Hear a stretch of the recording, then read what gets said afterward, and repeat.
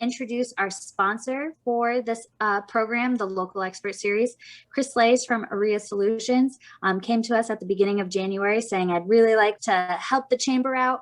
What are ways I can get involved? And found out about the Local Expert Series and thought it was a perfect fit.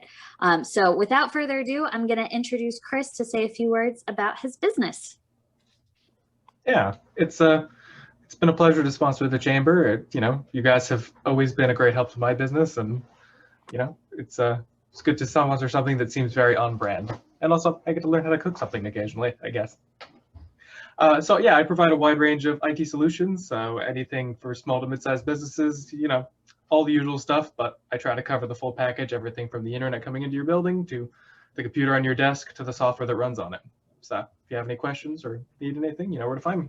I'm going to introduce Chef Mike to kind of get us started. So Michael Weinberger is the owner of Chef Michael's Personal Home Chef Services and does a variety of things from the catering, but what he really specializes in is helping people cook like this program, as well as doing personal meal plans and whatnot. So Chef Mike, please take it away. Well, thank you so much. Thank you for having me. I recognize a lot of faces out there. Hi, JD. Hi, Kelly. Nice to see everybody. So tonight is pasta and tomato sauce. It's very, very simple recipes, and they take a lifetime to master. One of those things, but they're very easy to start with, which is why it makes such a great cooking class. So you all had your list of ingredients, I think. And if you have everything ready to go, I think maybe we just dive right into it. I'm gonna move my camera around a little bit here so you can kind of see my workspace. I have my kitchen island is tile, so I can't really roll pasta on that. So I put my largest charcuterie board down here, which is a nice flat surface to work on. So briefly, I looked up the history of pasta just because I actually didn't know what the history was. I knew it was most likely Italian, but it dates all the way back to the 3rd or 4th century. And a lot of people say it started with Asian noodles, which is much older than that.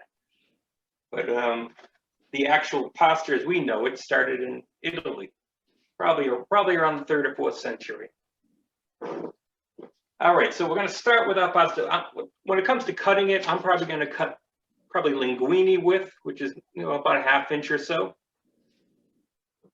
But we'll get to that eventually. All right, so I started with I got my 2½ cups of flour. I'm just going to pour it right on top of my cutting board or workspace, whatever you have. If you're working on a countertop, that works too.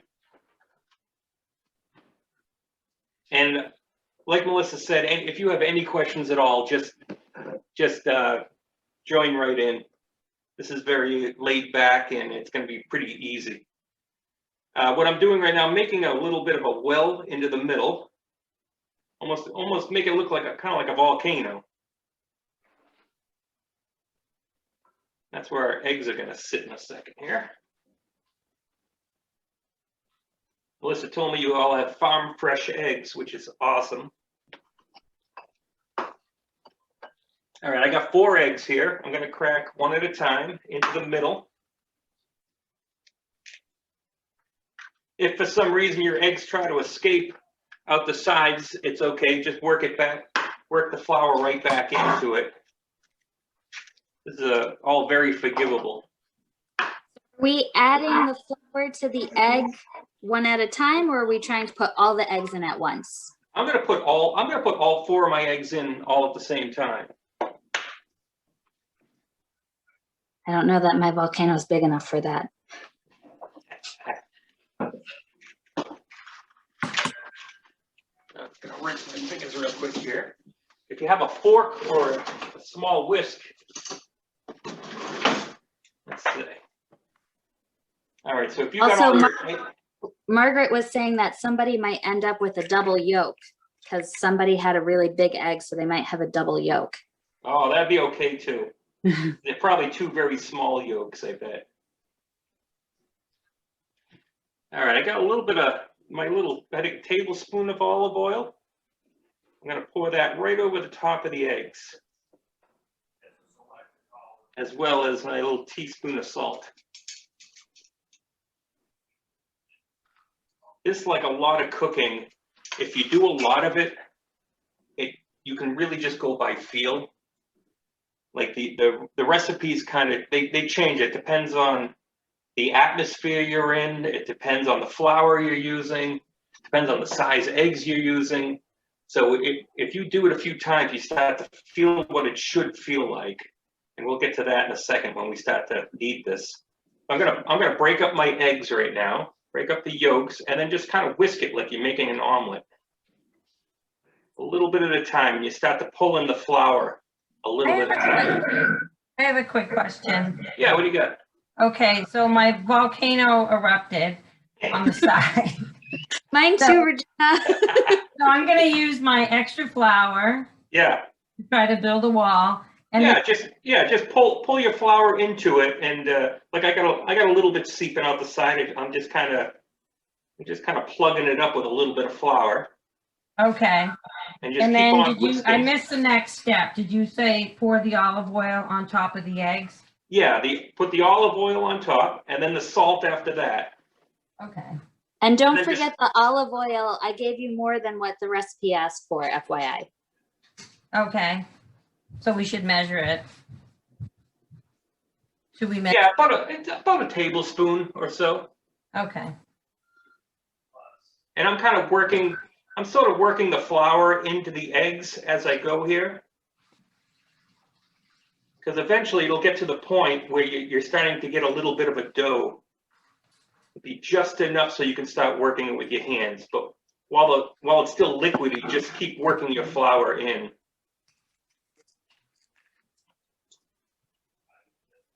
I don't know if you can see mine or not, but I'm almost to the point where I can start to work it with my hands. I can see a little bit of it. Yeah, it'll get, once you get enough flour into it, it'll get so thick you won't be able to whisk it anymore. Then you can take over with your hands and start making kind of a ball, a loose ball out of it, which is about where mine is now. So I'm going to start messing with mine with my hands. This is one of those tactile recipes. If you like to play with your food, this is the perfect one. Pasta making and bread making are great for that.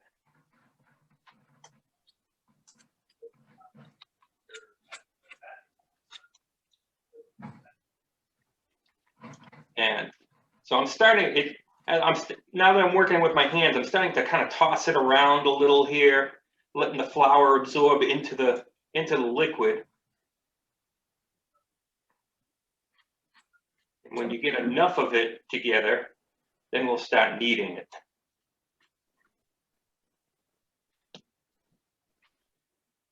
If after you get it all incorporated, you find that it just seems too dry or too wet, we can adjust that. But first, let's see where we're at here.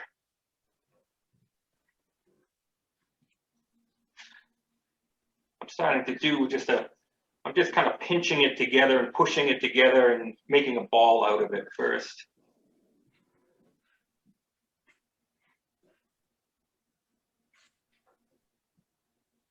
It'll appear very dry at first and kind of shaggy. That's exactly what you're looking for. It'll change a lot as we work it here. Mine's definitely shaggy.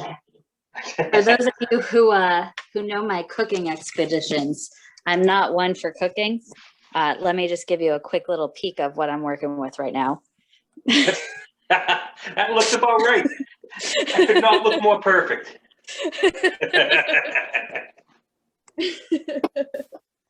It makes everybody feel any better. I had complete containment failure, so This is about where mine is now. It's kind of like ratty and floury and kind of, like I said, kind of shaggy. But that's about where you want it. So should it be holding together at all? It Yeah, should start to hold together. okay. You should get to the point, once it absorbs enough flour.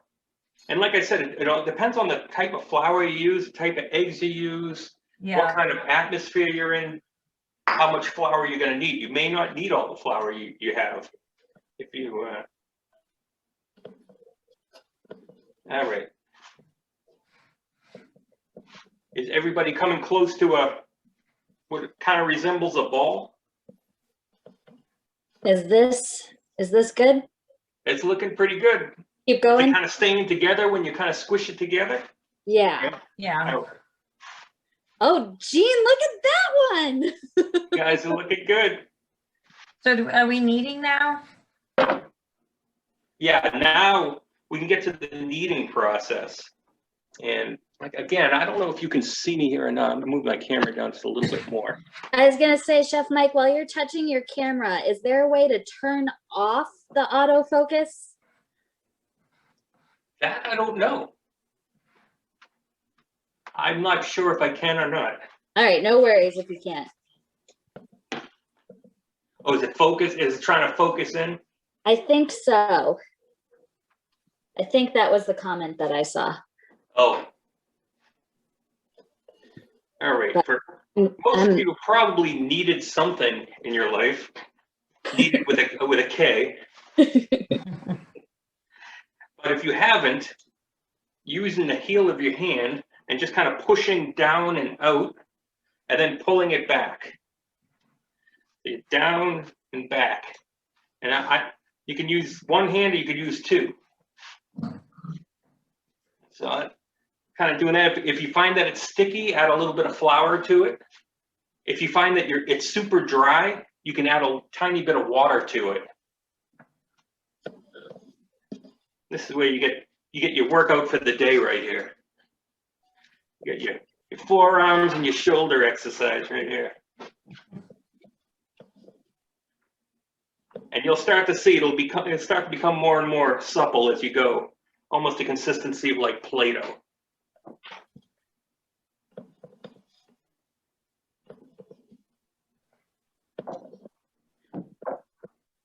Mine's a little sticky, so I'm going to add a little bit of flour.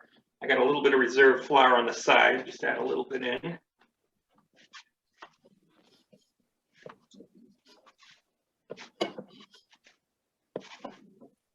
So I use some of my reserve flour to try to, when I have my little volcano eruption, Yeah, I just add maybe like a little bit of bread flour.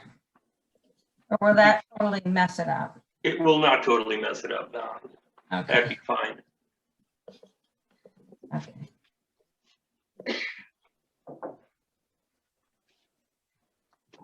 Oh, maybe I won't need any. Let's see. I was gonna say, I'm rather surprised at how mine looks right now, because it did not look anything close to this before. But now it's like actually holding a shape. It's crazy. Oh, nice. Yeah, you're getting it. It starts to get more and more elasticy as you need it. Now, does semolina flour have much gluten in it? It does, yeah. Okay. Yeah, there's all different types of flour. The 00 flour that you see a lot of times with pasta, it's a very soft flour, Okay. very fine. That's why it's very good for making pasta. Makes a very tender pasta. It's a kind of a go-to for a lot of people. I'm just using all-purpose today. Where are we? We're using King Arthur's all-purpose flour. Perfect. King Arthur's an excellent brand. I took a pie making class up there once. Oh, It was awesome. I went there with my kid. Actually, I didn't go there with the kids. The kids stayed at the hotel room. They wanted no part of the King Arthur factory. But I ended up going by myself. It was awesome. I bet. They do a lot of cooking classes up there. Yeah. They were more interested in the Ben and Jerry's factory Yeah. and the Cabot cheese factory. Yeah.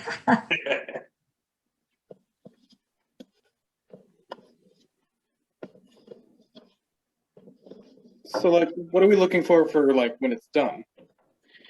It'll feel a lot like Play-Doh. I've heard it referred to as a baby's bottom before. We'll go with Play-Doh. Yeah. I have more reference for Play-Doh, I think. They say for bread, like it should almost feel like your earlobe. Yeah. Yeah, it's a little firmer than a bread dough. This particular recipe has a lot of egg in it.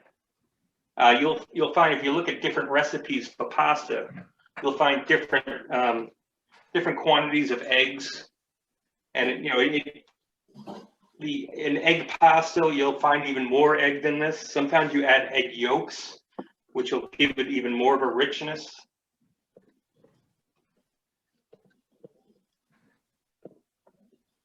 Now you can see why people use a pasta machine.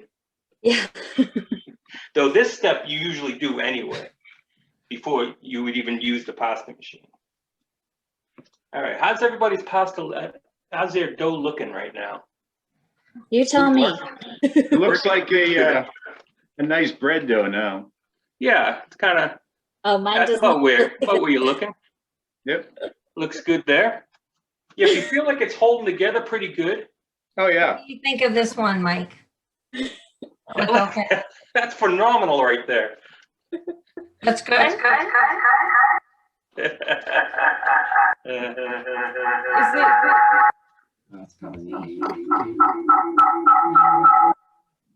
Yeah, that might have been you, Jean. All right, so if you get it, like I said, to the point where it kind of feels like Play-Doh, sort of form it into like a nice tight ball. Then you're gonna grab some saran wrap. If you all have saran wrap or even a Ziploc bag. We're gonna wrap it up. We're gonna let the gluten rest in it for a while. Jean, I'll clean off my hands so I can help you with that. I'll text you or I'll message you in the chat.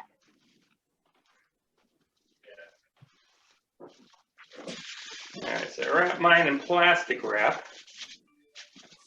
And I'm just gonna squish it down into like kind of a disc shape.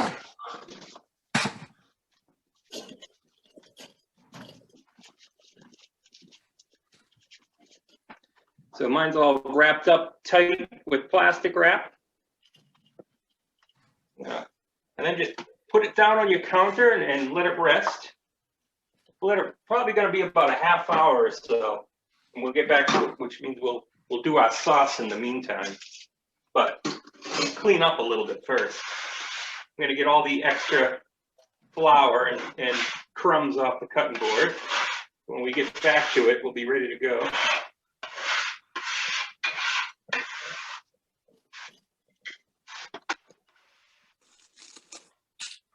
I'm gonna quickly wash my hands.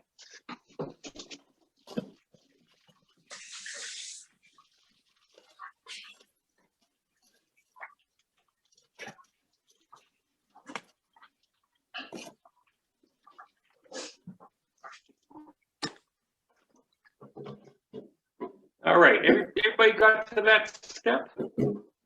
Fantastic.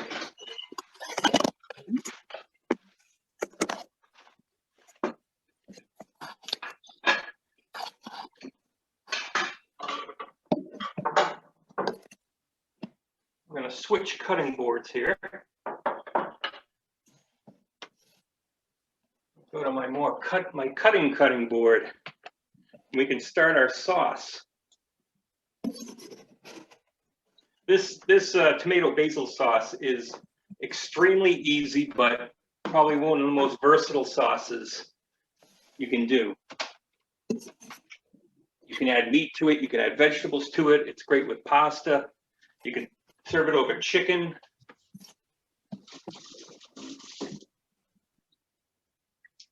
All right, let's see.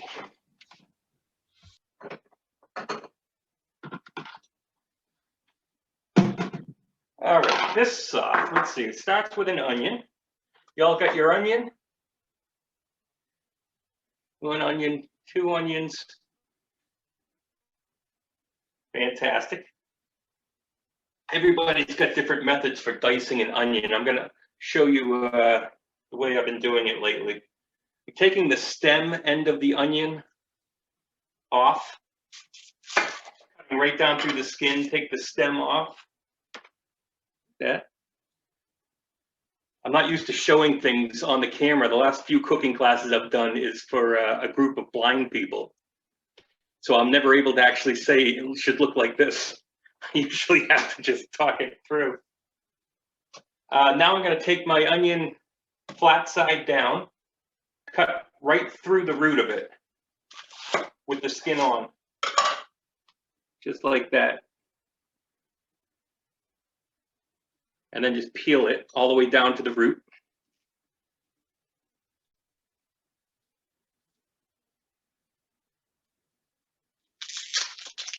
And this method's kind of cool because a lot of the sulfur that you get in the onion that makes your eyes water tends to be in the root part of it.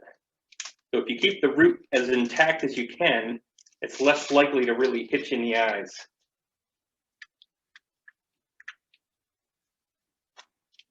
But we'll see.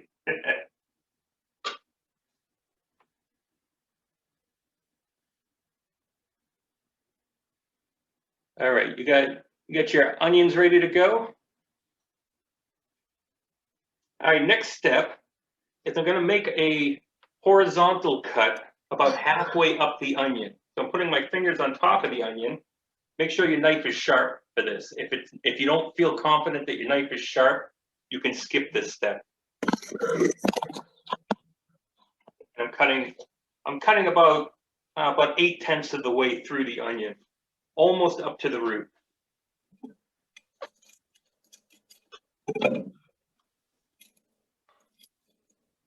And then, depending on what size dice you want, we're going to cut some vertical lines right down very close to where the root is. So straight down. Mine's I'm doing about a 1/4-inch dice or so. We're hitting the sauce with an immersion blender or a regular blender. So I'm not that concerned with what the onion dices look like because they're gonna get pureed anyway.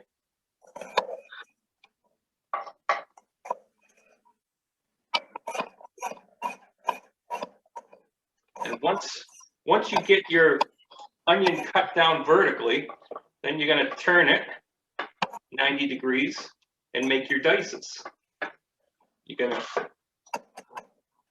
I do a slide motion with my knife. It's just kind of a rocking motion. I always found that easy with a smaller onion. If you have a larger onion, you would have to kind of chop down on it, but I really don't have to with this one. It's more kind of in the wrist.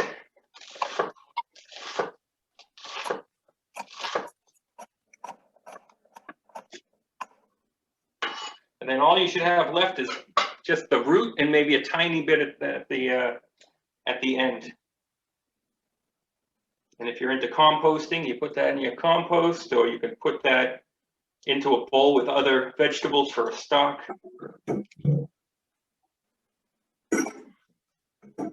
I'm going to push that aside. Do a few cloves of garlic here. If you have already chopped garlic, that's great. If you have a bulb of garlic, I'm not sure what you guys are using, but I'm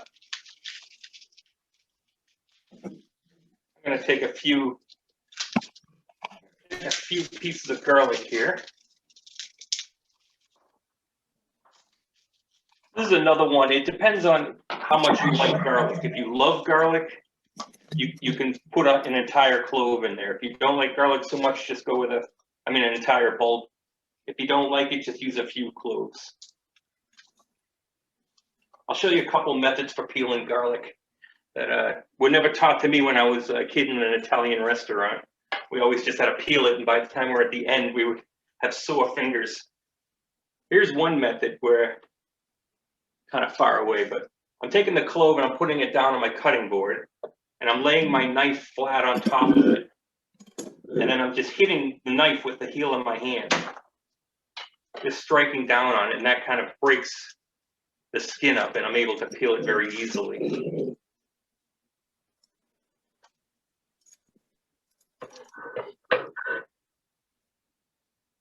I'll show you a cool little thing that a client gave me. This thing here, it's basically a piece of, oh, I don't know, silicone, I guess. It's got kind of a bumpy ridges inside. And you put your garlic clove inside of it. And you roll it around a little bit, like that. And when you pour it out, it's completely peeled. It's a cool little thing. I'd never seen it before. She gave me a couple of them. They're very inexpensive on Amazon. They're like $2, and it's just kind of cool. But anyway, so let's get the rest of our garlic peeled here. There's something more satisfying about smashing it with a knife, though. I love smashing garlic. I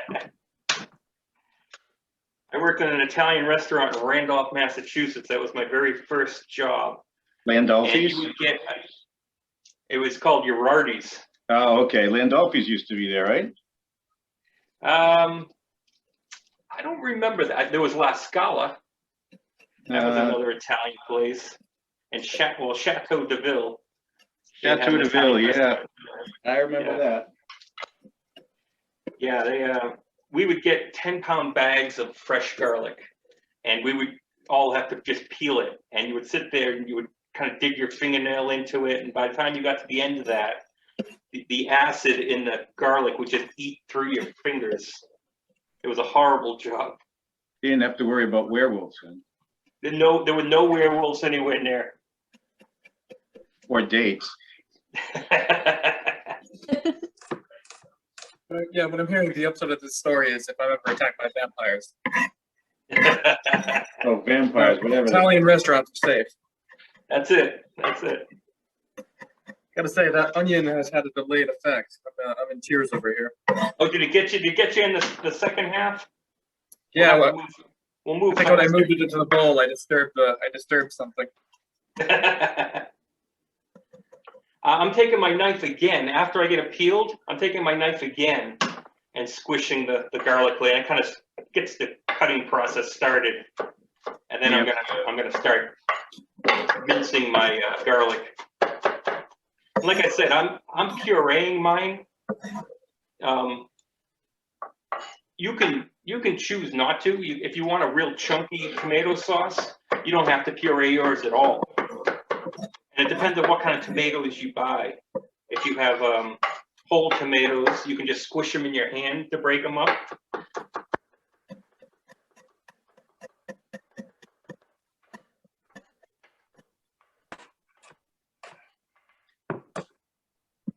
You all look very busy, so I don't think I'm going to go into the steps of chopping. I think you all have probably chopped before.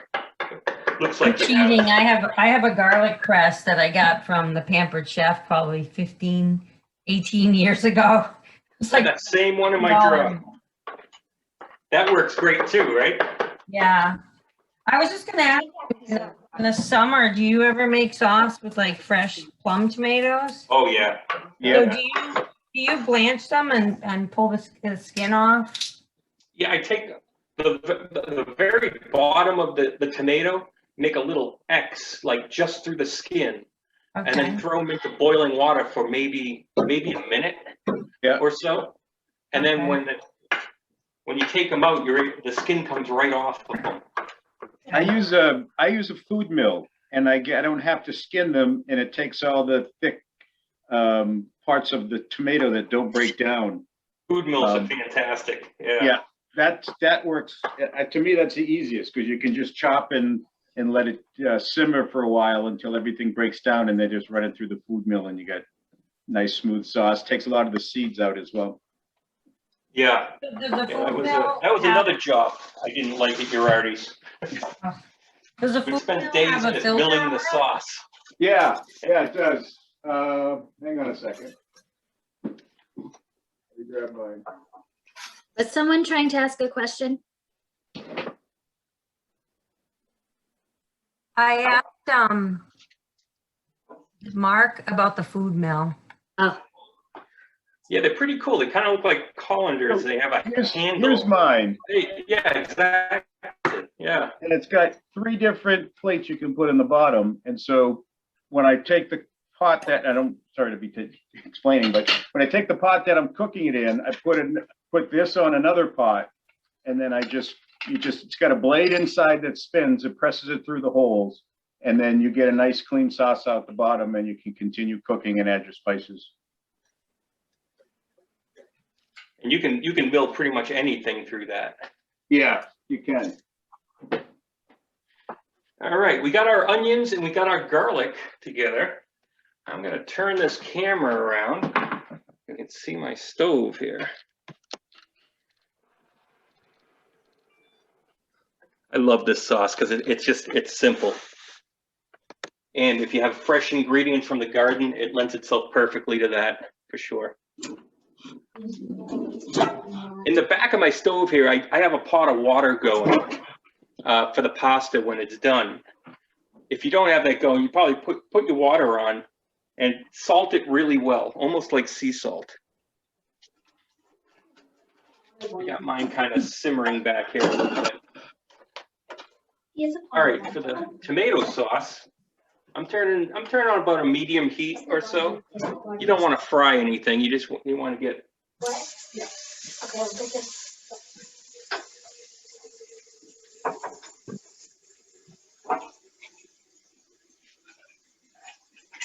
All right, olive oil. Because the olive oil in this recipe is part of the flavor profile and not just a way to cook, I'm putting quite a bit in. That's about a 1/4 cup that I just put in there. So you'll get a flavor of olive in there as well, which is a great flavor in this with the tomato and basil and everything.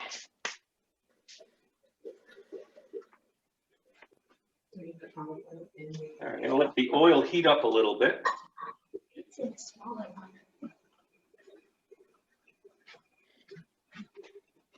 This sauce is fantastic too because it freezes extremely well.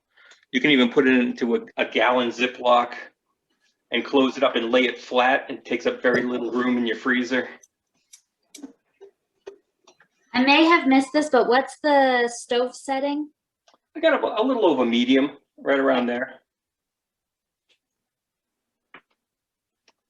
And an idea. Mike, I have a question.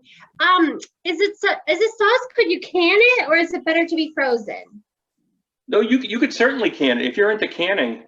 By all means, yeah. This I think cans I very might well. be. I'm getting inspired here. I have a client who does a ton of canning, and she does a sauce very similar to this, and she cans probably 20 or 25 quarts. All right, I'm going to put my onion into the oil now. Ready? Should be just hot enough to you'll hear it a little bit. Is that the one the pasta's gonna be in there?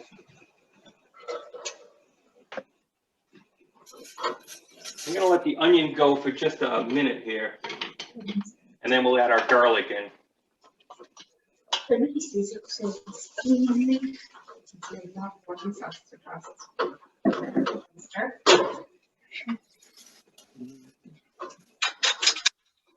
This is one that will fill your kitchen with great smells too.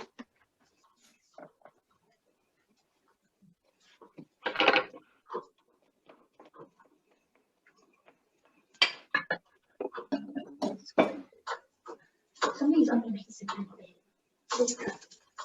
Or the other ones are just really small.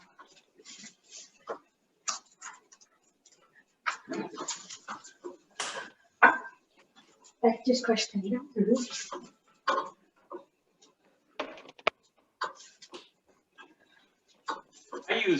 I just used a yellow onion in this. You can use there's several varieties of onion you could use that would be perfectly fine. White onions tend to be a little sharper in taste. Vidalia onions, a little sweeter, a little more mild. a lot of people, the traditionalists say never use red onion in cooking.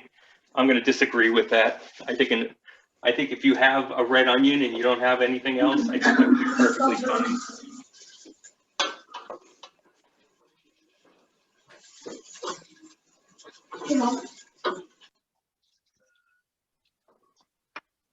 All right.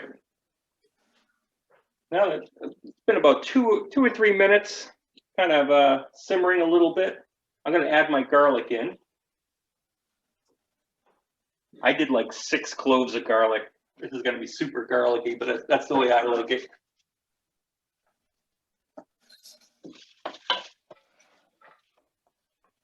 I'm going to let that kind of sweat in there a little bit. You'll start to smell it. It'll get very aromatic in a minute. I was thinking of adding some zucchini. Would I add that now or later?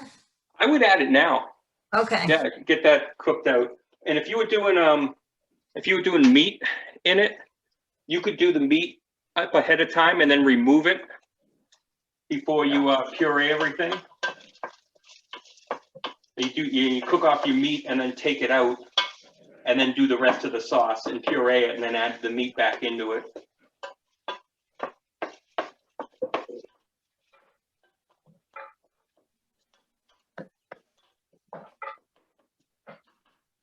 If you wanted big chunks of zucchini in your sauce, you would keep that to the very end.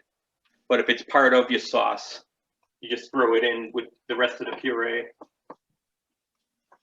So now you should be hearing it some, and you should be smelling it as well.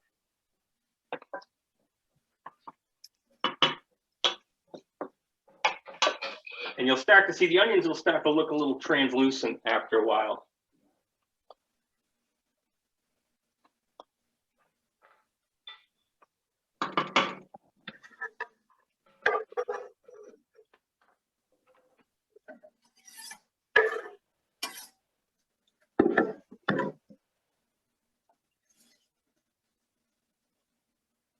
Now, again, if you weren't pureeing yours, when we do go to add the tomato into it, you can just break it up with your hand. You could break it up with a potato masher.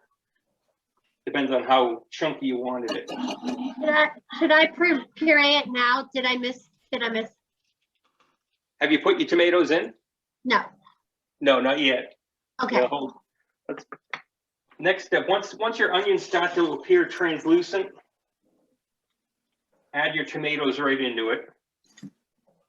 I'm going to break my tomatoes up a little bit as they go in. But I got whole San Marzano tomatoes, which everybody seems to go for these days. It's a good tomato. The flavor profile is really nice in it. Yeah, we got exactly what you recommended, Chef Mike. Oh, no kidding. That's never a good thing. The problem was that the chamber sent the person who does the least amount of cooking to go get the ingredients. So I probably spent 2 hours in the store being like, what's the difference? Yeah. Yeah, that's a problem.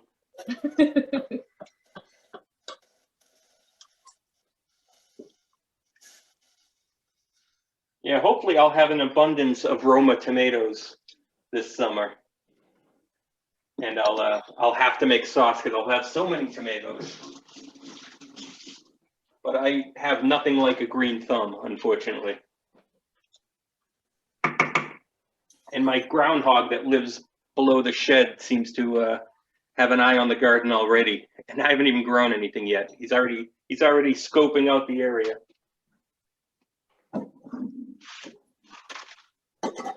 According to UNH Cooperative Extension, Yeah. you should rotate where you grow your tomatoes every year. Like, you shouldn't reuse that soil for your tomatoes in your garden for 40 years. I've heard that. I've heard it's good to put different things like tomato and basil. I heard that's good. Yeah.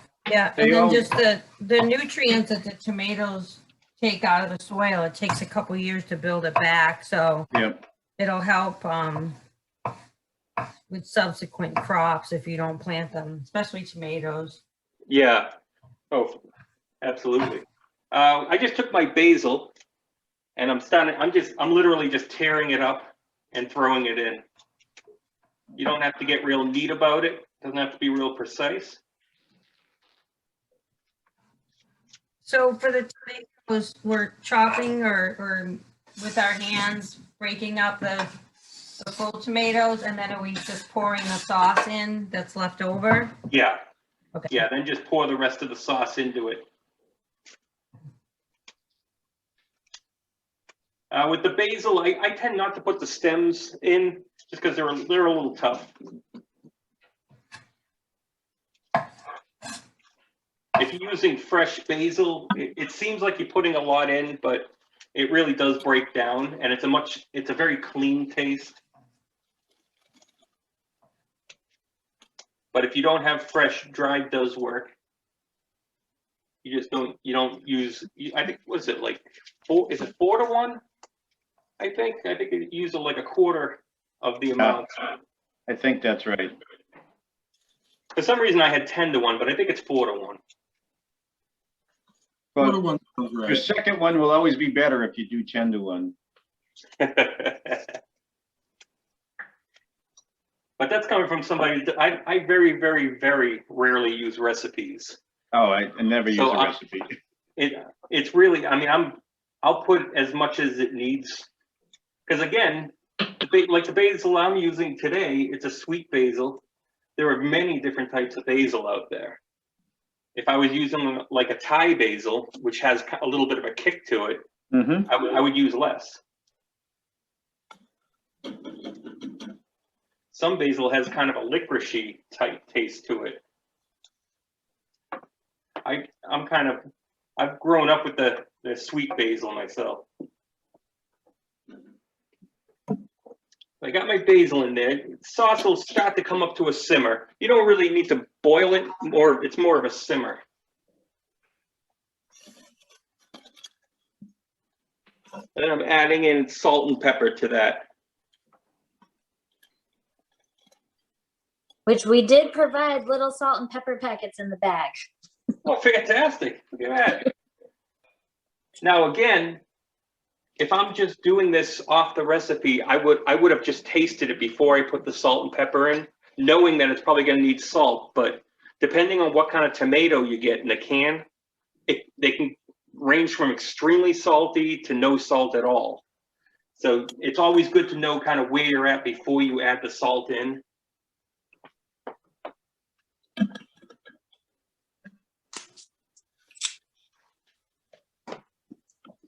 Okay, this is definitely the best part of my day.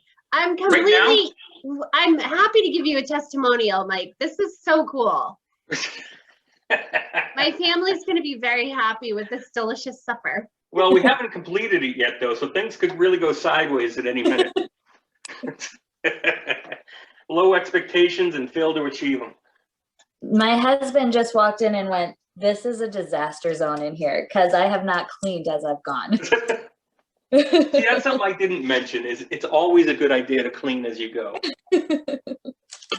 I mean, you have to leave your cutting board out anyway, because you're gonna have to roll the pasta pretty soon, and we'll mess around with that pretty soon. Right now, all the gluten in your pasta is kind of relaxing; it's chilling out over there. In theory, it should be fairly easy to roll when we go to do it. I didn't look at the clock to see when we started the sauce, so I don't know how long it's been. But I'm going to guess by the time we get back to the pasta, it'll have been about a half hour. We started at 4:35. We started the sauce at 4:35? Yes. It's only been like 10 minutes? Yes. That's the fastest sauce in the history of sauces right there. That's all right. Why am I not surprised that you're the one that knows that exact time? Well, it's because I sent Margaret a text message saying I am failing miserably at this. Oh, okay. You got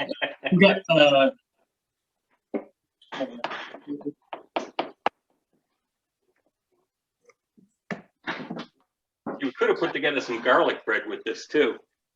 Yeah. If there was a big gap of time, it takes about 5 or 10 minutes to put together some great garlic bread.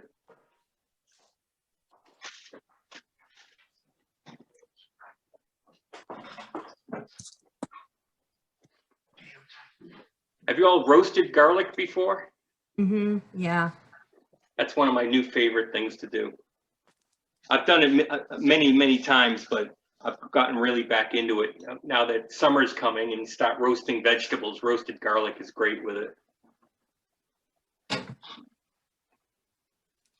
So I know you guys were saying here you didn't clean up as you go, but I forgot that this cutting board I have has a little hole so you can like cut and then put the waste in your sink. And that's where my first egg went, right down to my stovetop. So, so I'll have a fried egg to Fantastic.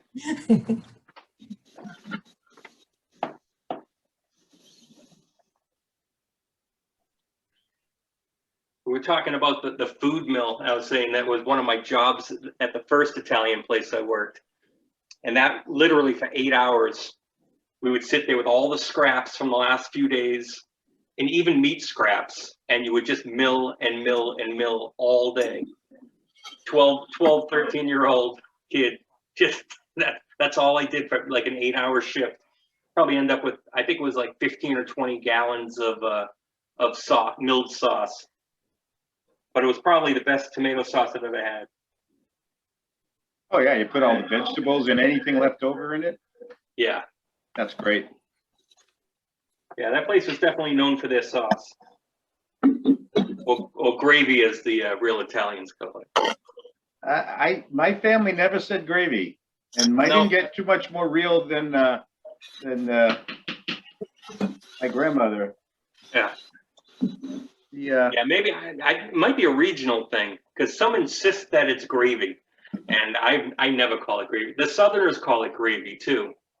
I'm Gravy's- from Connecticut, and my family's from Bronx, New York, and it's gravy. It is not sauce. It is gravy. The New Yorkers, New York Yeah. and New Jersey, they all call it gravy. Well, my family's from outside of Rome, and it was never, gravy is brown and you put it on other kinds of meat. Yeah. Yeah, gravy. I mean, I always think of gravy as meat-based. Yeah. This was always sauce. And we've had that debate with them, asking, and my dad will say, and my aunts who grew up in my grandmother's kitchen, I never heard my grandmother call it that. It was never, ever gravy. Yeah. It's funny how that, some insist that's all it ever was. Where I grew up, I mean, if you said sauce, that meant tomato sauce. Yeah. It didn't mean any other kind of sauce. Right. You wanted pasta with sauce. That meant you were always going to get tomato sauce.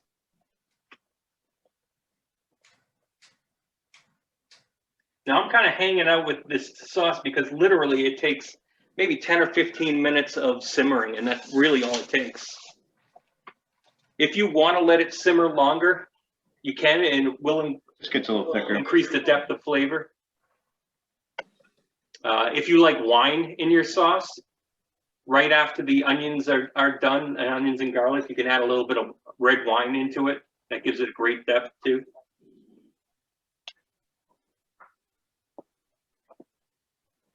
How's JD doing over there? You got it going? How's your sauce looking there? So far, so good? Fantastic. JD and I did a cooking class That's looking amazing. a couple years ago now, I guess. He did fantastic. He is aimed for maybe Chop Junior someday.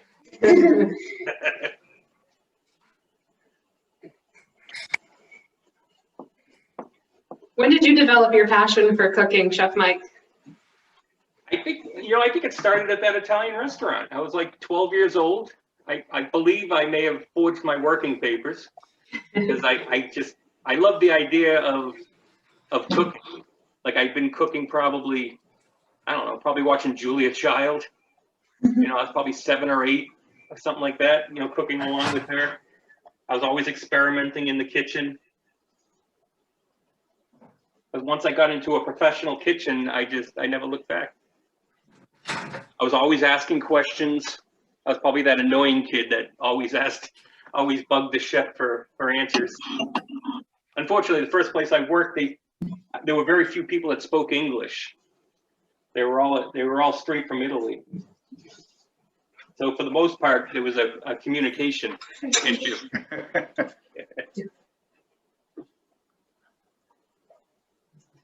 All right, because they talk with their hands anyways, right? That's it.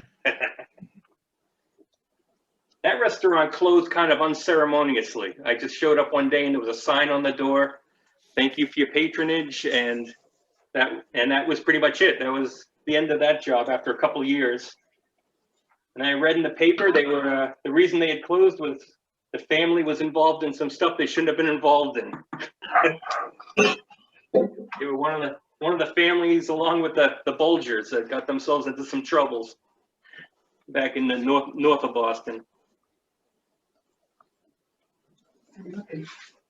So you learned to cook from the mob?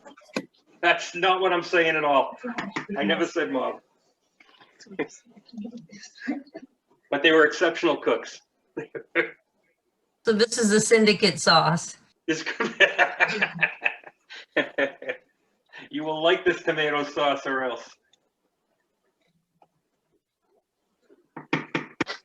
All right, so I did add my salt and pepper in early. It's been simmering, close to 10 minutes, I'd say. I'm gonna turn my stovetop off now. I'll leave it here to keep it warm. I'm gonna take my little, do you all have, I don't know if you have immersion blenders or if you, I mean, this is a pretty much completed sauce now. I like to use my immersion blender and puree it. I think it adds a lot to the flavor. That's what I'm gonna do right now.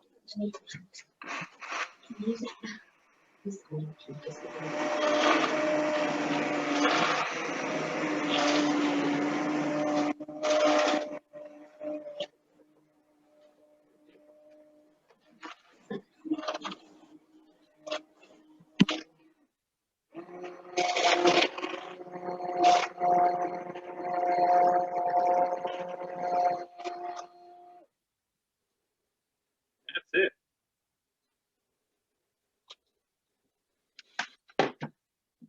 Of course, you got to give it a little taste.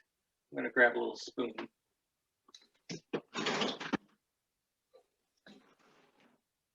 See how we did here.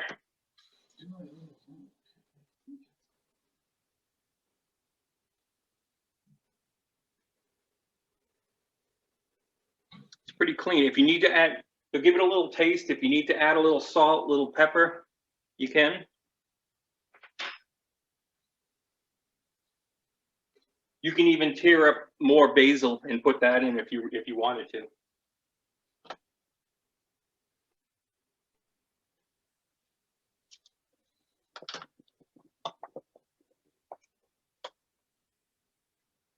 All right, I shifted my salted water to the #1 spot here because we're gonna get to that pretty soon.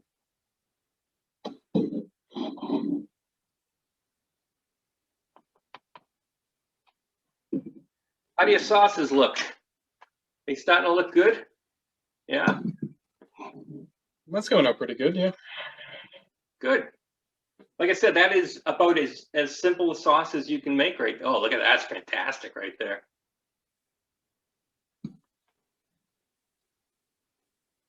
Let's see. It's kind of, mine's got kind of an it's kind of auto-focusing, isn't it? Mine's got kind of an orangey look to it because there was a lot of basil in there.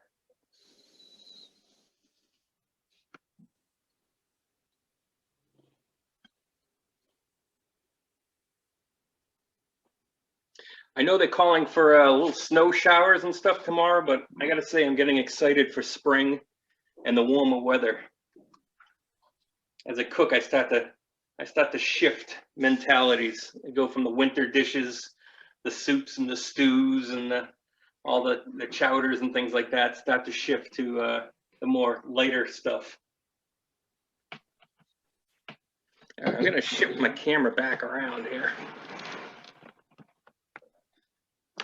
See if it focuses on me here. I never noticed that with the autofocus before. That's apparently a thing. Are you using a cell phone? No, I got a laptop. Huh. And I have a little external camera that sits on the top. Little Logitech camera. And that's about as technologically advanced as I get. I'm able to plug in the external camera. Yeah, some of those external cameras try to do some fancy stuff. Yeah. Yeah, I'm thinking it's probably not a very expensive one. Oh, I had this cool little light that I had. I'm supposed to have that light on. That might be too bright though. It seems fine. Okay. All right. So I'm going to clear out all the chopping stuff. Get all that out of here. That. So good rule of thumb with making the pasta is you want to flour your cutting board or work surface, whatever you're using. Flour your hands, flour your rolling pin, flour the front of your shirt, flour the cat as she walks by.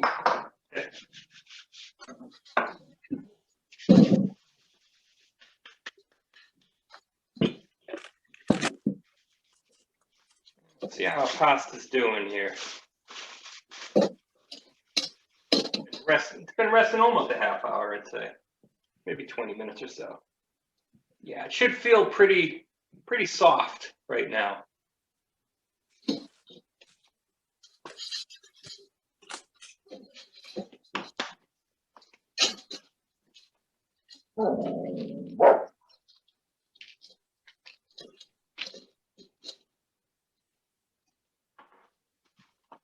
First thing I'm going to do is I'm going to kind of form this into a little bit of a cylinder first, just so I want to cut a bunch of pieces out. You could pull pieces off. It doesn't have to be super formal or real exact. I'm probably going to cut like maybe six small balls out of this.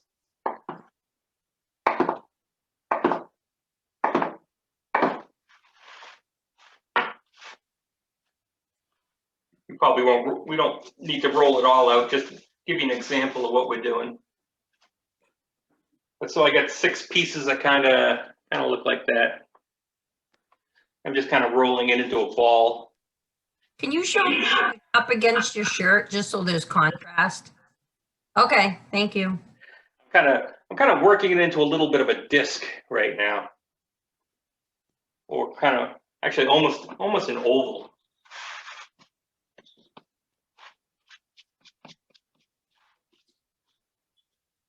And then I'm going to take my my floured rolling pin. I'm going to start to roll it over, flatten it out a little bit.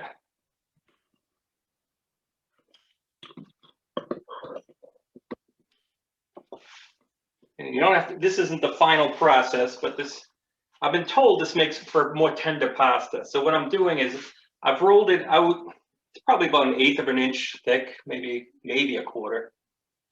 And I'm going to fold it over. Just fold it right in half. Like that.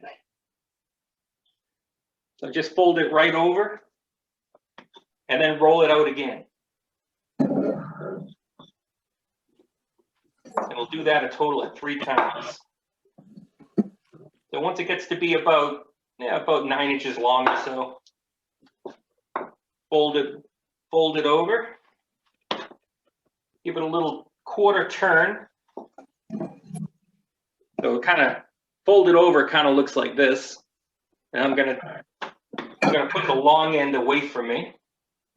And I'm kind of rolling it out again.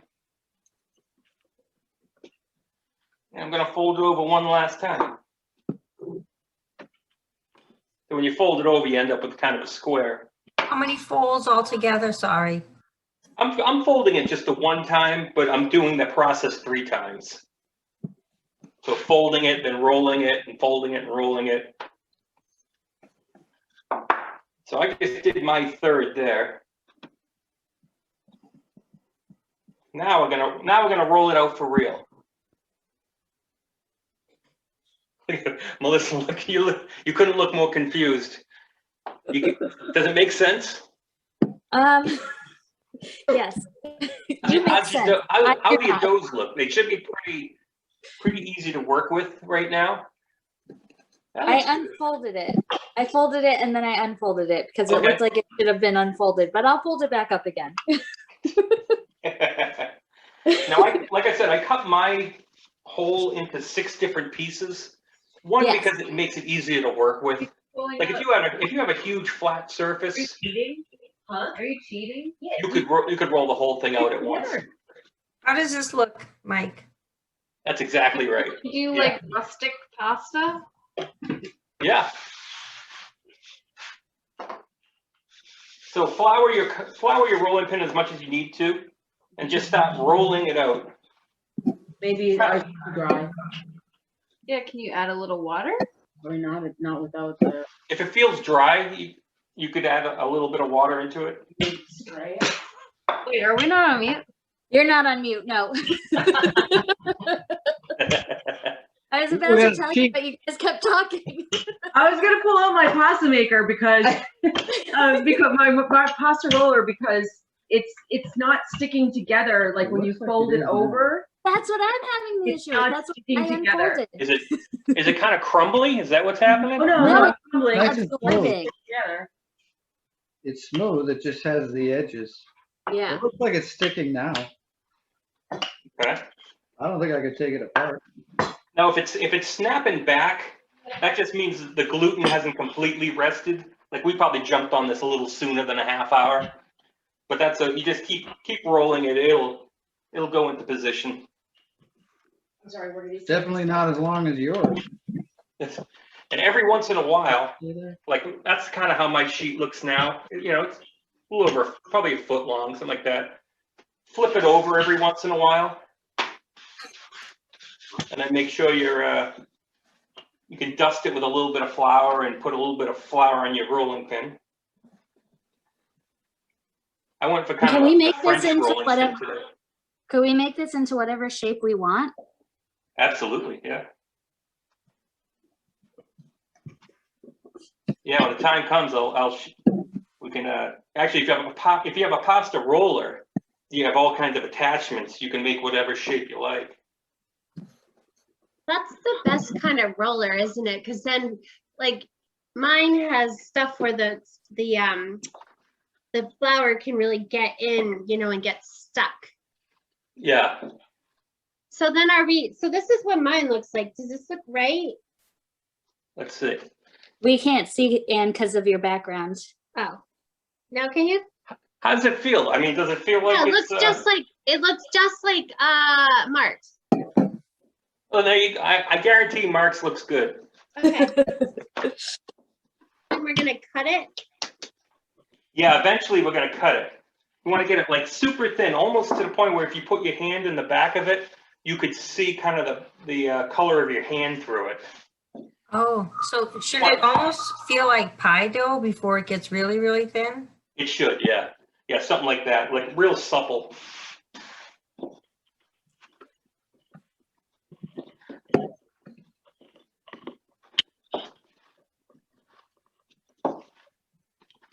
The thinner the better with like linguine or tagliatelle, like the real thick stuff. Sometimes you can go a little thicker.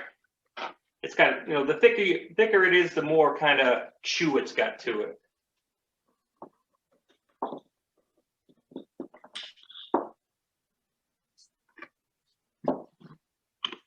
All right. How are your pastas looking? As you can tell, hand rolled pasta it's a little more labor intensive. But once you do it 100 times or so, it'll be a piece of cake.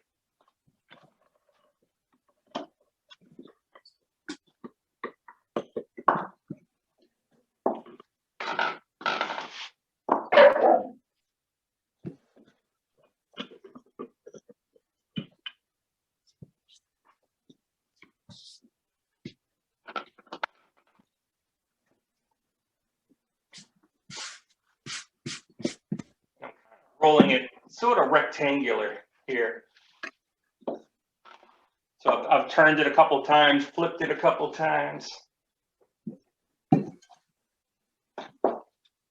It's starting to look like something. We're just about there.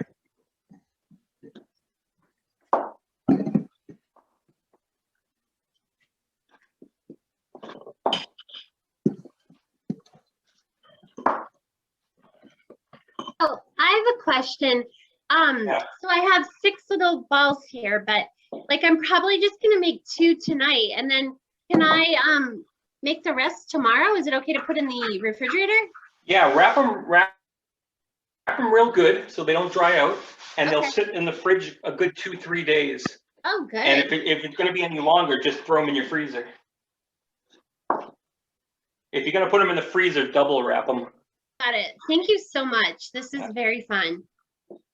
Yeah, I got some pasta dough in my freezer right now, actually, from the last time we made homemade pasta. All right. See, mine is far from perfect. Like, it's kind of a funny shape. Yours is so much bigger than mine. Well, just, keep rolling. Like I said, you should almost be able to see through it. Like mine's to the point now I can see my hand right through the middle of it.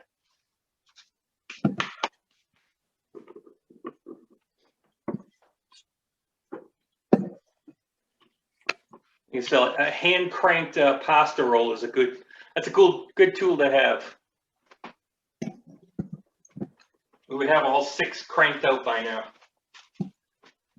The other pieces that I'm not using, I put my saran wrap over the top of it just to keep them from drying out.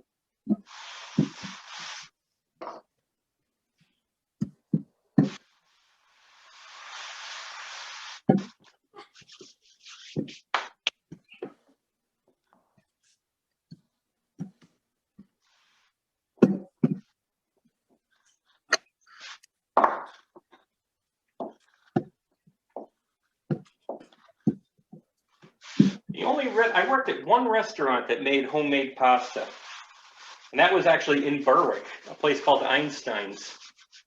They were only open maybe 2 years tops, but they had phenomenal food there. Very, very talented chef. We made all our own pasta there. We hand rolled it to order.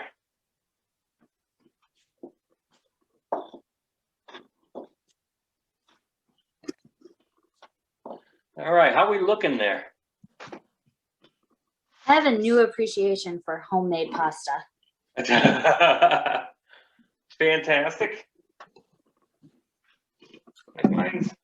Mine's kind of funny shaped, but it's we're just about there. Mine is thin enough. I don't know how yours is doing.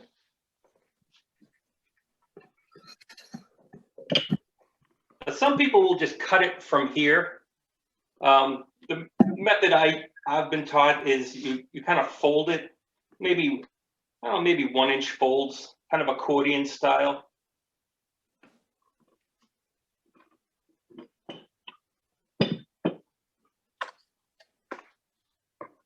So I'm kind of folding it. Yeah, my folds are about 1 inch or so.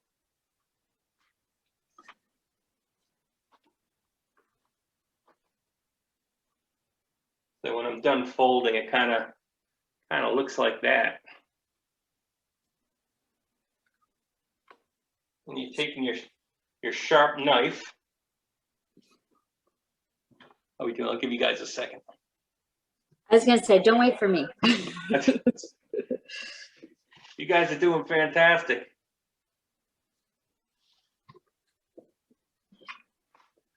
It looks like a big crepe when you fold it. Absolutely. Absolutely, like a multi-folded crepe.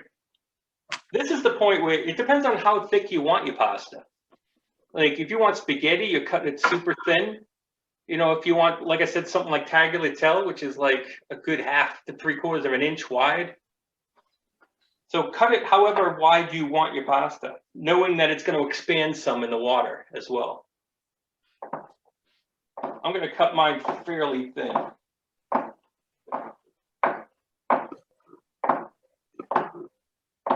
And I'm kind of cutting straight down, so I'm not dragging through the pasta so much. You kind of want to make sure that each piece is separating.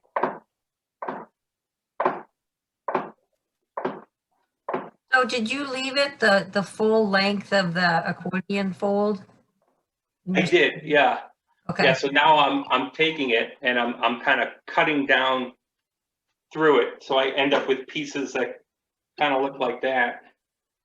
Oh, yeah. I almost cut the wrong way. I'm glad I asked. It would work no matter how you did it. I'm that talented.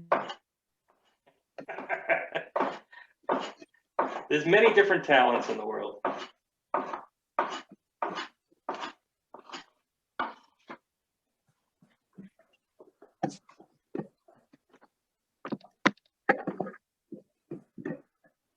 All right, so I just cut all my pasta. So it should, if it's sticking together, just sprinkle a little flour over it.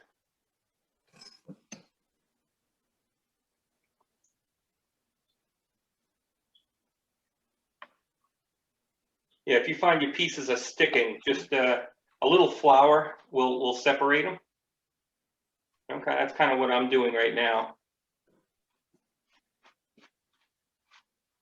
Now you could refrigerate it from here too. You could just kind of twist it into a little bit of a nest, and you could cover it at that point too.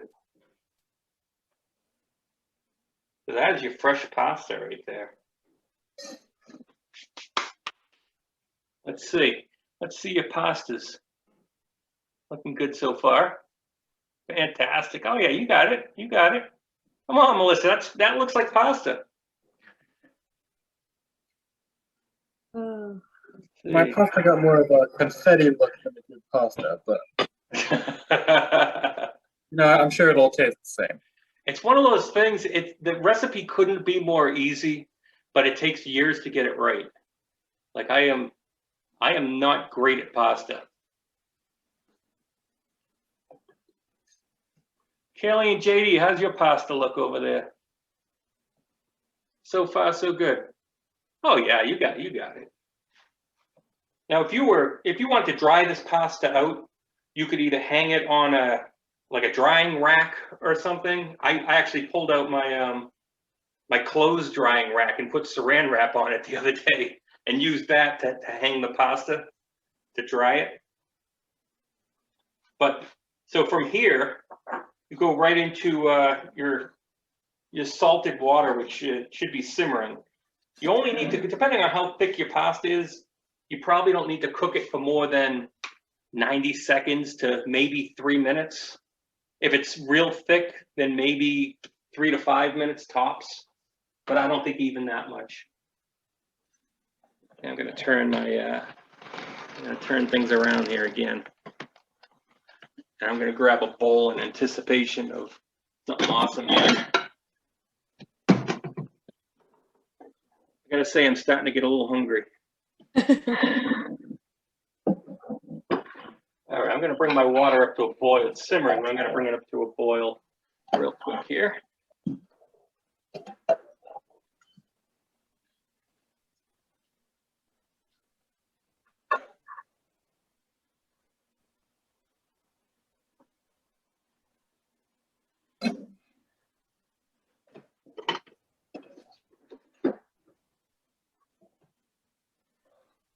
Now, the Italians I've come across over the years, big on don't ever drain your pasta. You take your pasta right out of the water, right into your sauce. So if, like I have a pot of sauce here, I'll take a couple scoops and put it into a bowl right before I'm doing my pasta. And I'll put the pasta right into the bowl and toss it with the sauce. And you can even add a little bit of the pasta water. It'll give it a kind of a richness.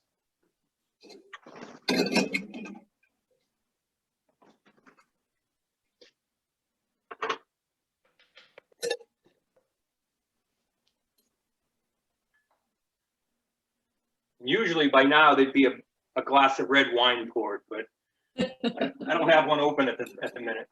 That would have been when we started. That's the Julia Child method. She would have been three glasses. There it is. Be at least 3 glasses in by now.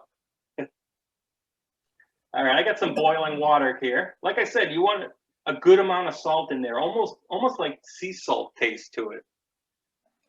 I'm kind of breaking my pasta. How do you up. know when it's ready? Do they come to the top or? Yeah, so I just put it in at about 90 seconds in, and you'll start to see the pasta it'll start to rise, Okay, and you can just taste a piece. got it. Thank you so much. This is awesome. Absolutely. There's some weird urban legend about throwing pasta against a wall to see if it's done. I'm not sure about that one. I don't think that's a great thing to do. I cut mine fairly thin, so it's literally going to take mine maybe 1.5 minutes to cook.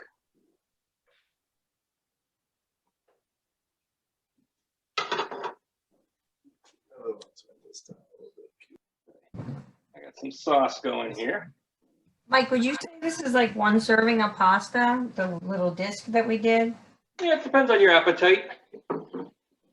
For me, it's probably going to be 1 serving by the time I'm done here.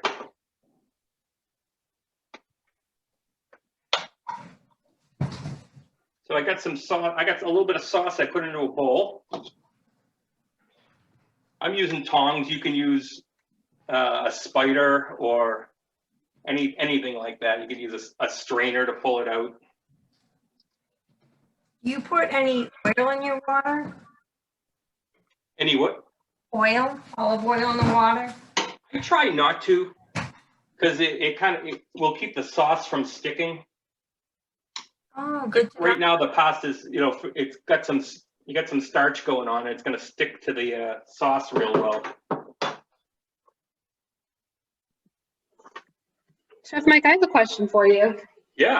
I've been told different things over the years about sauce and adding sugar or butter. Is that just kind of like what part of Italy you're from, or have we Americanized it, or what are your thoughts on that? Oh, the butter I haven't heard, but I could see that as being like a substitute for the oil, maybe. Mm-hmm. And and sugar. A lot of people, if your tomatoes are a little bit bitter, a pinch of sugar in there really helps. Yep. I think that's what they told you to do on The Godfather, right? Some people use carrots for that. Yeah. You puree up carrots, good sweetness to it.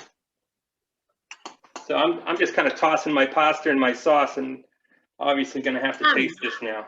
This is so good. You can really taste the egg in the noodle. Mike, do you have a Facebook page? I do. I'm going to tag you. Look me What's up it on called? Facebook. Chef Mike? Chef Michael's Personal Chef Business. Okay, That's good. great. This is fantastic. Thank you. It's so good. Did it come out good? Mm. Thank you so much, Chef Mike, for bringing us into your home and helping us with all of our different varying levels of expertise. I had a lot of fun doing this, which says a lot. And thank you so much, Chris, for continuing to support the Chamber by sponsoring programs like this. Honestly, without the support of our sponsors, we couldn't do programs like this. So thank you so much.